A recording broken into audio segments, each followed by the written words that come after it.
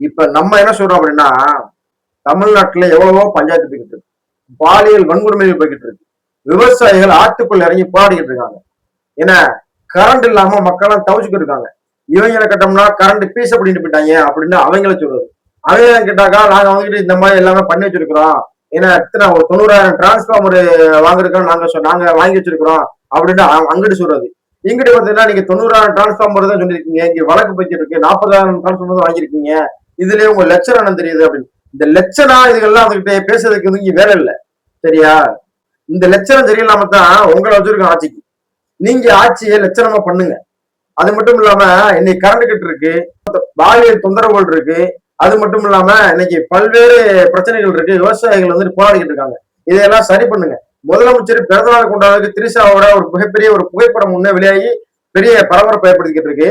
ஆனா அங்கிட்டு பார்த்தோம்னா விவசாயிகள் வந்து ஆத்துக்குள்ள இறங்கி மண்ணள்ளி மேல போட்டுக்கிட்டு போராடிக்கிட்டு இருக்காங்க. இந்த மாதிரியான பல்வேறு பிரச்சனைகள்லாம் அவங்ககிட்ட நாட்டுல தலைவரிச்சு ஆடிக்கிட்டு இருக்கு. அதெல்லாம் விட்டுட்டு ஏற்கனவே பண்ணதெல்லாம் பண்ணி முடிச்சாச்சு. அவங்க எல்லாம் ஒழுங்கா பண்ணல. அவங்க திருடுனாங்க, கொள்ளையடிச்சாங்க, ஏன்னா மண்ணள்ளி வித்தாங்க, மலையை வெட்டி வித்தாங்க அப்படின்னு பல்வேறு குற்றச்சாட்டுகள் அவங்க மேல இருக்கிறதுனாலதான் தீய சக்தி வேணாம், தூய சக்தி நீங்க தான் வேணும் அப்படின்ட்டு தூய சக்தி அவங்க வந்துகிட்டு உட்கார வச்சிருக்காங்க ஆட்சியில மக்கள். ஆனா நீங்க வந்துட்டு அதையே வந்துட்டு அவங்க பண்ணையே நீங்க பண்ணிட்டீங்க அதனாலதான் இல்ல, நீங்க பண்ணிட்டீங்க அதனாலதான் இல்ல, நீங்க பண்ணதுனாலதான் கரண்ட் வரல, நீங்க பண்ணதுனால வந்துகிட்டு போதையெல்லாம் நீங்க போதை கலாச்சாரத்தை உருவாக்குனதுனால இன்னைக்கு வந்து பாலியல் வன்கொடுமைகள் நடக்குது. இதனால நாங்க வந்துகிட்டு தடுக்க வேண்டியதா இருக்கு, எங்களுக்கு நிறைய வேலை இருக்கு, நிறைய வேலை இருக்குன்னு தெரிஞ்சுதானே வந்தீங்க. எத்தனை லட்சம் கோடி கரண்ட் தெரிஞ்சுதானே வந்தீங்க. எல்லாமே தெரிஞ்சதுன்னா வந்தீங்க. தெரிஞ்சு வந்துட்டு மறுபடிக்கும் அவங்களையே நொட சொல்லிட்டே இருக்காம நீங்க ஒழுங்கு ஆட்சி நடத்துங்க. இந்த பிரச்சனைகள் எல்லாத்தையுமே சரி பண்ணுங்க. ஏன்னா அவங்க ஆட்சியில நடந்தது எல்லாமே நடந்து முடிஞ்சிருச்சு.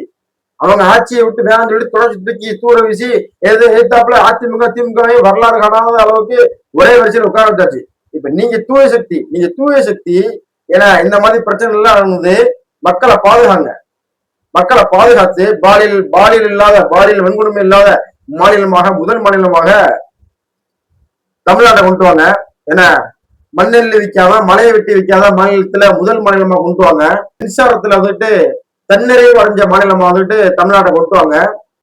அது மட்டும் இல்லாம விவசாயிகள் வந்துட்டு இறங்கி போராடாம ஒவ்வொருத்தனும் போராட்டம்னா உடனே போய் கேளுங்க. இங்க வாப்பா நீ போராடுறவங்க என்ன பிரச்சனை, உனக்கு என்ன பிரச்சனை, இந்த கோரிக்கையா சரிப்பா செஞ்சு வைக்கிறேன், நீ இதுக்கு தெருவில் மண்ணெல்லி போட்டு போராடிட்டு இருக்க, போ நீ வீட்டுக்கு போ, அதான் நான் அதை பாத்துக்கிறத நான் வந்திருக்கேன், நான் பாத்துக்கிறேன் அதெல்லாம் அப்படின்னு நேரடியா விவசாயிகிட்ட பேசுங்க.